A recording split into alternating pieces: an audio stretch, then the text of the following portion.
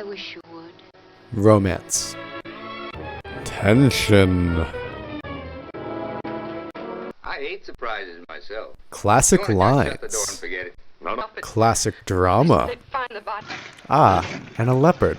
These were all elements in classic old-timey films such as film noir and screwball comedy. During the Depression and post-war era, these two genres came to rise as tension around money and status was heightened. While censors during this time period demanded that nothing too controversial make it to the theater, filmmakers embedded their social commentary into these films, giving these films' undertones an invisibility to the code. Hi, my name is Don James Basilico. I study film at Pomona College, and today we're doing a film review. Just a quick disclaimer, I will be spoiling the plot of the movies discussed, so I highly encourage you to watch these films on your own time. We're going to be looking at both Out of the Past, directed by Jack Tourneur, and Bringing Up Baby, directed by Howard Hawks. Starting with the film noir Out of the Past. Part 1. Noir, Out of the Past.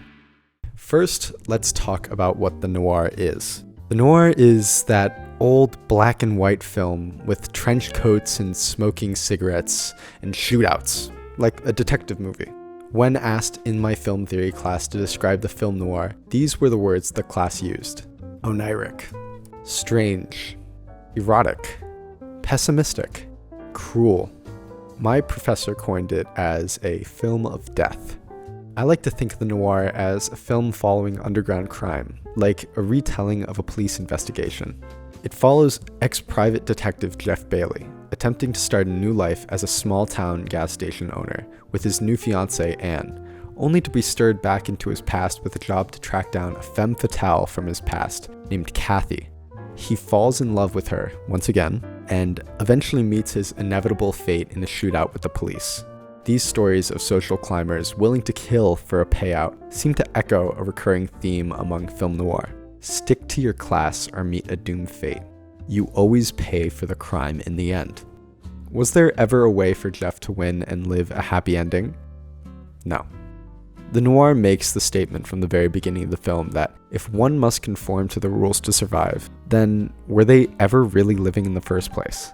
This is all represented through Jeff's struggles with Kathy Moffat. As Jeff retreats to his wholesome, simple life in rural America, he is spun back into the urban corruption of his private detective past. Kathy's reappearance in Jeff's life symbolizes his ultimate downfall to the greedy bourgeois world that he can't seem to shake. The criminality in Out of the Past and the noir in general shows the struggle to try and break free from this overarching code and the overwhelming bourgeoisie-ruled world. In the casino scene with Kathy, we get the dialogue.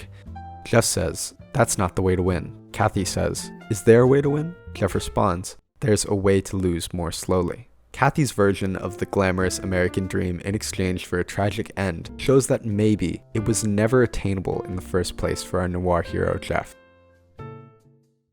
Part 2. Screwball comedy, Bringing Up Baby.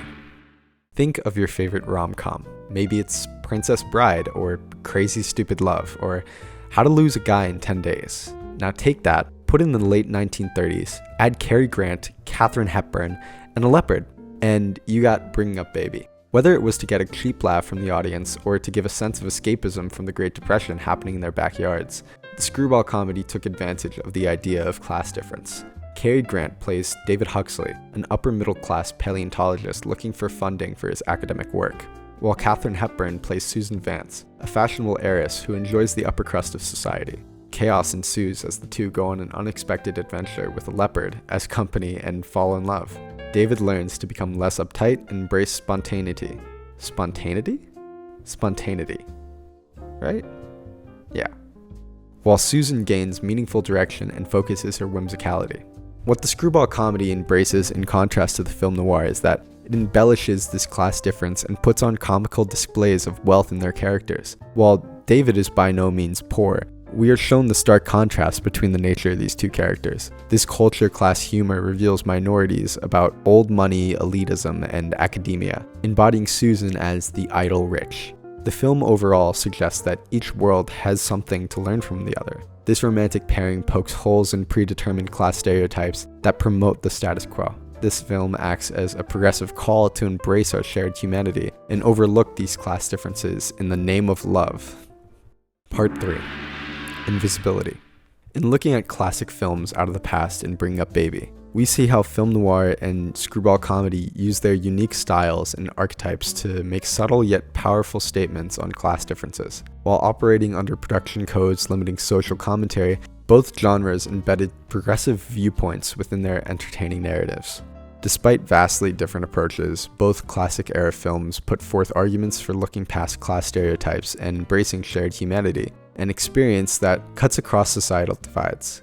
Their capacity for using entertainment to subtly challenge the status quo speaks to the timeless power of cinema to bury social commentary within a creative expression. Though times change, filmmakers continue using relatable stories to trouble absolutes about social stratification.